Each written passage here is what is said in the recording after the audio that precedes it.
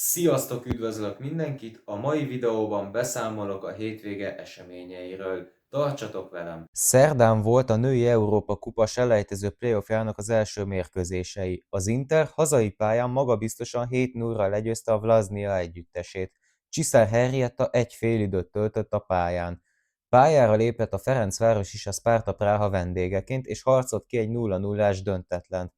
A Fradi így jó helyzetből várhatja a holnapi visszavágót a harmadik kerületi TVS Sporttelep pályáján. Az Európa-kupa mellett még Bajnokok Ligája főtáblás mérkőzéseket is rendeztek a szerdai napon. A Szentpölten Nagy Fannival a kezdőcsapatban állt fel az Atletico Madrid ellen, ahol kiütéses 6-0-ás madridi siker született. A magyar válogatott játékos végigjátszotta a mérkőzést. Az angol női liga kupában a West Ham 2-1-re legyőzte a Brighton csapatát. Csiki Anna kezdőként végigjátszotta a mérkőzést. Csütörtökön ismét Görögország ellen lépett pályára a női U19-es válogatottunk. A mieink Gégény Petra duplájával és Brekovszky Julianna találatával 3-1-re legyőztük a görögöket. A Szimpül női liga 7. fordulójának nyitó mérkőzésén a Szekszárd és a Puskás Akadémia csapott össze egymással. A találkozón 4-0-ás felcsúti győzelem született. A vendégek góljait Majer Zsófia, Palakovics Laura, Pécsi Dóra és Tóth Zsóka szerezték. Az Eto FC Győr 3-1-re legyőzte hazai pályán a DVTK-t. A győrieknél Savanya Csilla 2 gólt szerzett, rajta kívül Kocsán Petra volt eredményes. A Diósgyőr Simon Luca révén szépített, akinek ez az első gólja a Szimpő ligában. A PMFC Szent Mihály mérkőzésen 2-1-es vendégsiker született. A Szeged mindkét gólját a hagyományokhoz híven Milica Popovics szerezte. A pécsieknél Boc Virág volt eredményes. A fővárosi rangadón az Újpest-Budapest Honvéd találkozón 3-0-ás kispesti győzelem született. A Honvéd Vakter Fanni és Simon Franciska találataival, illetve egy öngóllal vitték el a 3 pontot. Megszenvedett a Viktória FC ellen a Ferencváros. A fővárosi zöldfehérek 1-0-ra tudta legyőzni a szombathelyi együttest. A Fradi gólját Diószegi Fanni szerezte. Az MTK Budapest viszont magabiztos 5-1-es győzelmet aratott a Budaörs ellen. A vendégek Ivana Tribojevics révén szerezték meg a vezetést.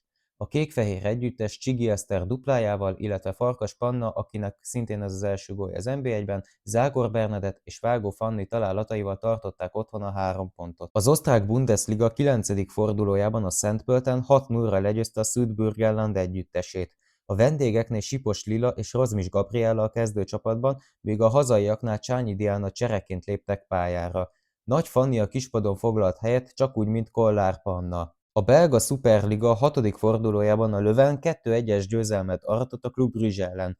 Nagy Virág és Pusztai Sára kezdőként kaptak lehetőséget, és az utóbbi játékos gólt szerzett. A Bundesliga 6. fordulójában a Werder Bremen otthon tartotta a 3 pontot a Hamburg ellen. Németh Hanna kezdőként, míg Pápai Emőke csereként léptek pályára. A Leverkusen 2-0-ra legyőzte a Hoffenheim csapatát. Turányi Lila végigjátszotta a mérkőzést, míg Sinka Napsugár a 80. percben állt be csereként.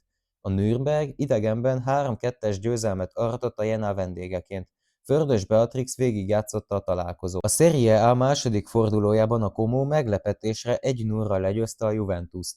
Szabó Viktória 57 percet töltött a pályán. Az Inter Fiorentina mérkőzésen 2-2-es döntetlen született. Csiszár Henrietta végigjátszotta a találkozót. A Parma otthon tartotta a 3 pontot, ugyanis 2-1-es győzelmet aratott a Sassuolo ellen. Kaján Zsanettet a 60. percben lecserélték. Az angol Superliga 6. fordulójában a West Ham 1-0-ra kikapott a London City Lionesses-től. Csiki Anna a kispadon foglalt helyet. Köszönöm szépen, hogy megnéztétek a videót, ha tetszett, nyomjatok egy lájkot, iratkozzatok fel, és kövessetek Instagramon. Sziasztok!